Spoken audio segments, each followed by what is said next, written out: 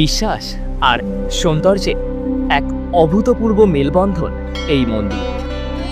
এটি হল পশ্চিমবঙ্গের মহানগরীর উপকণ্ঠে অবস্থিত শ্রী স্বামীনারায়ণ মন্দির। কলকাতার খুব কাছে অবস্থিত হওয়ায় একদিনের ছুটিতে ঘুরে আসার জন্য স্বয়ংসম্পূর্ণ স্থান এটি। তাই প্রতিদিন প্রচুর দর্শনার্থী বহু দূর দূরান্ত থেকে ছুটে আসেন এই মন্দির দর্শনে। তো আজ আমি আমার এই ভিডিওর মাধ্যমে দক্ষিণ কলকাতার এই স্বামীনারায়ণ মন্দির আপনাদের সামনে তুলে ধরব। জানাবো কিভাবে সহজেই এখানে আসবে, দিনের কোন কোন সময় এই মন্দির খোলা পাবে, ভোগ প্রসাদের মূল্যই বা কত, এবং দিনের শেষে সন্ধ্যা নামলে মন্দিরের সৌন্দর্যটা ঠিক কতটা বৃদ্ধি পায়। তো চলো দেরি না করে একটি লাইক সেরে এইবার ভিডিওর মূল পর্বে প্রবেশ করা যাক। প্রথমেই আসি দক্ষিণ 24 পরগনা জেলার এই বিখ্যাত মন্দিরটিতে আপনারা কিভাবে আসবেন। দেখুন, যেহেতু এই মন্দিরে আসার সবচেয়ে সুবিধাজনক মাধ্যম হল সড়কপথ, তাই কলকাতার ধর্মতলা থেকে ডায়মন্ড হারবার কিংবা নামখানাগামী প্রাইভেট অথবা সরকারি বাসে চেপে আপনারা এখানে আসতে পারে। সময় লাগবে 40 থেকে 50 মিনিট মতো এবং মাথাপিছু ভাড়া 25 টাকা। আর হ্যাঁ, হাওড়া স্টেশন থেকেও কিন্তু আপনারা এখানে আসার ডাইরেক্ট বাস পরিষেবা পেয়ে যাবেন। তবে আমি কিন্তু কিছুটা পথ গিয়েছিলাম লোকাল ট্রেনে চেপে। হ্যাঁ, মানে শিয়ালদাহ কিংবা দমদম স্টেশন থেকে মাঝেরহাট লোকাল ধরে মাঝেরহাট স্টেশনে নেমে এই সাইড থেকে শিয়ালদা থেকে যে বজবজ লাইনের যে ট্রেনগুলো আসে সেগুলোতে করে এসে এই যে মাঝেরহাট স্টেশনে নেমে এই মাঝেরহাট স্টেশনের যে প্ল্যাটফর্ম নাম্বার 1-এর সাইডটাই আপনাকে চলে আসতে হবে। এবার রেল পেরিয়ে আপনাকে নামাবে হচ্ছে 2 নম্বরে, যেতে হবে হচ্ছে 1 নম্বরের ওই কোনার দিকটায়, ঠিক আছে? ওখান থেকে বেরিয়ে এই যে এখান থেকেই রোডটা আছে, মেন রোড। 3:20-তে আমি মাঝেরহাট বাস স্ট্যান্ড থেকে বাসে উঠে, ভাড়া পড়বে হচ্ছে 18 টাকা, মানে মাঝেরহাট বাস স্ট্যান্ড থেকে স্বামীনারায়ণ মন্দির পর্যন্ত বাসে করে চলে আসলাম। এখন বাজে এই যে রাইট 4টে। এই যে এটা হচ্ছে গেট নাম্বার 1।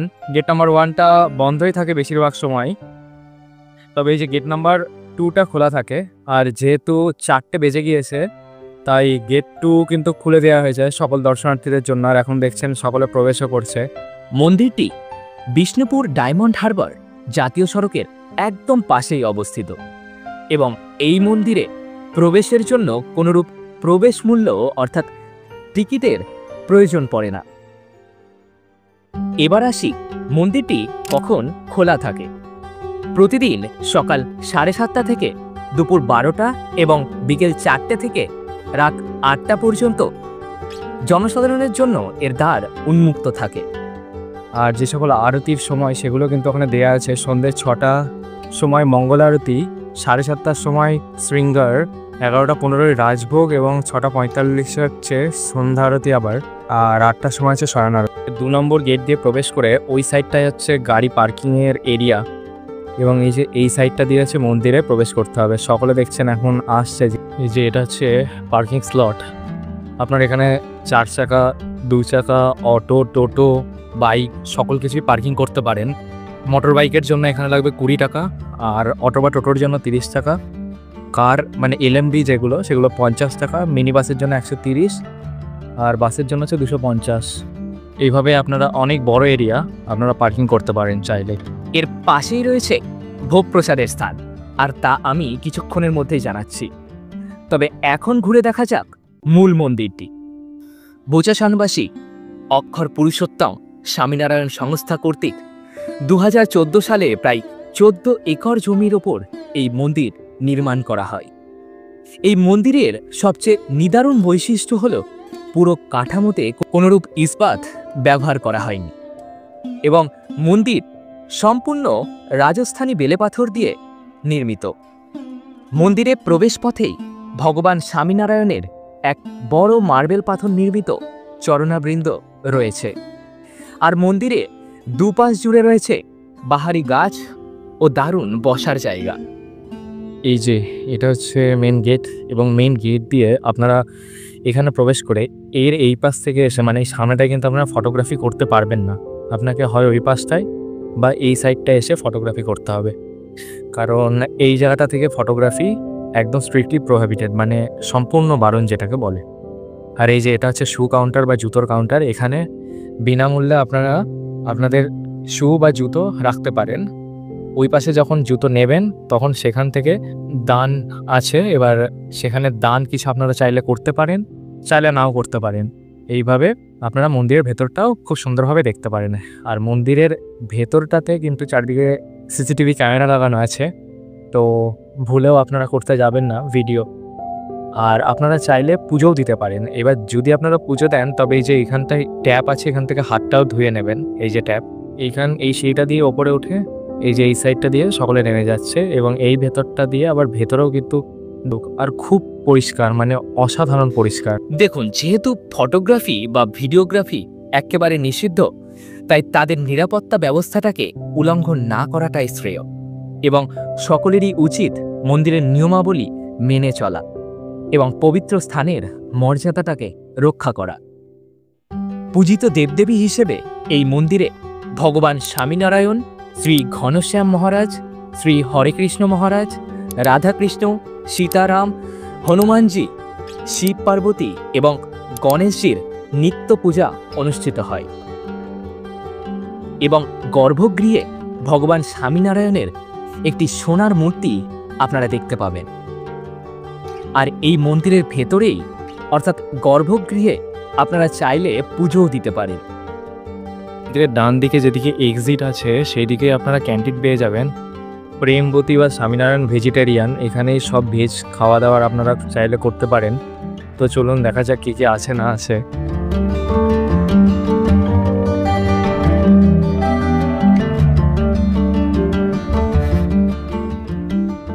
ভোগ প্রসাদের খালি নিয়ে নিয়েছি, মানে 3 নম্বর কাউন্টার থেকে নিতে বললো।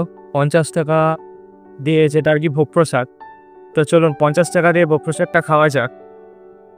এই যে খাবার চলে এসেছে, এবং খিচুড়ি বেশ সুন্দর ভেজ খিচুড়ি এখানে দেয়, আর একটা এই যে সাথে একটা আচারও দিয়েছে।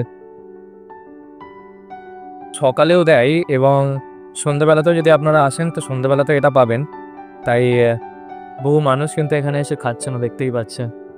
দুপুরবেলাতে অনেকটা ভিড় হয়, এখন যেহেতু মানে 5টা বাজে, তাই একটু ভিড়টা অনেকটা কম। এই যে ওখান থেকে এরকম করে সব টোকেন নাম্বার অনুযায়ী ডেকে নেন ওখান থেকে ওনারা। তো আপনারা টোকেন কেটে এসে এখানে একটা সিট নিয়ে বসতে পারেন, টেবিল নিয়ে, এবং ওনারাই ডেকে নেবে, ঠিক আছে। এখানে বিভিন্ন অনেক রকমের আইটেম আপনারা পেয়ে যাবেন, অনেক কিছু থালি পেয়ে যাবেন, প্লাস যে সকল স্ন্যাক্স, আইসক্রিম, এই সকল সব কিছুই প্রায় পেয়ে যাবেন আপনি, দেখলাম আমি ওখান থেকে।